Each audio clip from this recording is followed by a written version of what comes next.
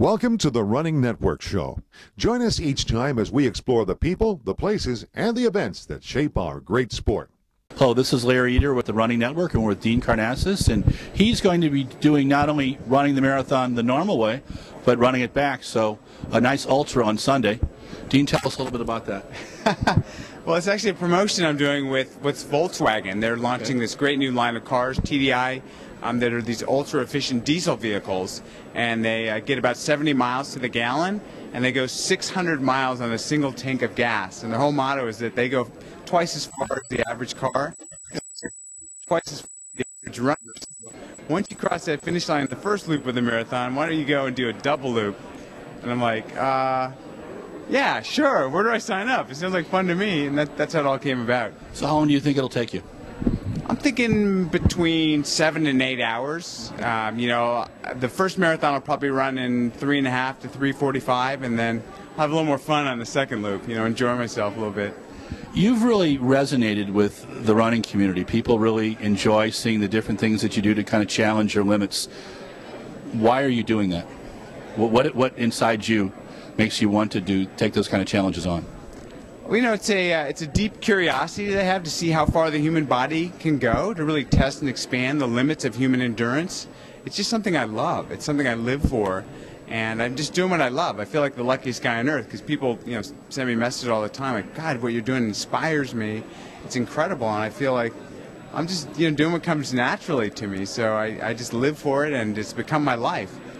So companies like Volkswagen are trying to do things that are a little more green, making cars a little more efficient. Running, at races and stuff like that, we try to pick things up at races and leave a smaller footprint. Do you think the sport of running can become more green? I think the sport of running is, taking steps toward, especially with footwear, toward becoming more green.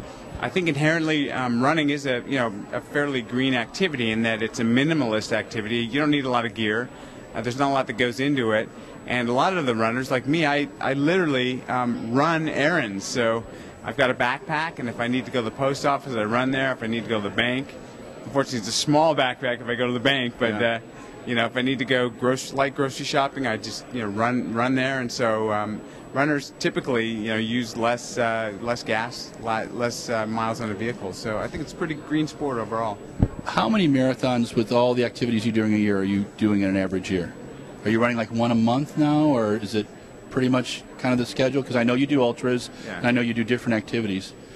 Larry, it's become one every weekend. I mean, if I told you where I was the last 4 weeks, I ran a 50-mile race in San Francisco. I got on a plane, flew to Sao Paulo, Brazil, ran a 24-hour race, 100-mile, 24 hours. Got on a plane, flew to Washington, D.C., ran a 50-miler.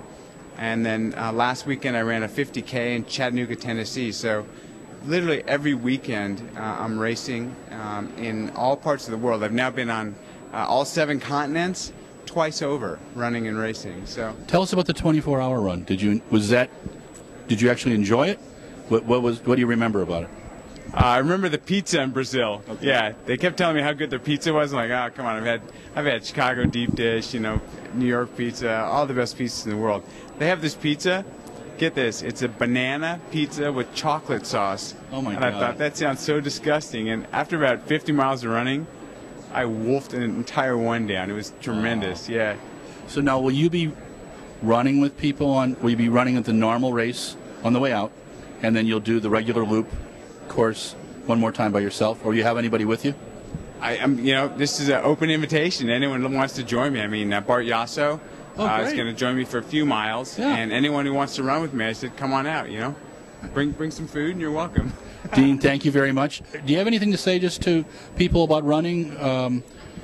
Tell us a little bit why you love the sport. That'll be our final question for you. I think to me, running is just the ultimate freedom. It's the ultimate way just to express being free and just putting on a pair of shoes and running. And I tell people, don't always watch your clock. Don't always try to PR. Just sometimes go out and enjoy just the very pure act of running.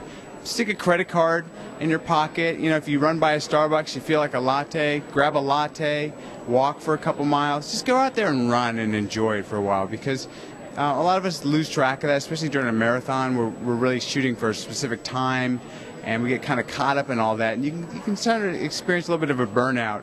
To me, I say just, after it's over, go out for an 8-10 hour run and just reestablish the joy of running. Dean, thank you very much, and good luck on Sunday. Thanks, Lord. Thanks. See you out there in the second loop. Yeah, I'd like to see you out there.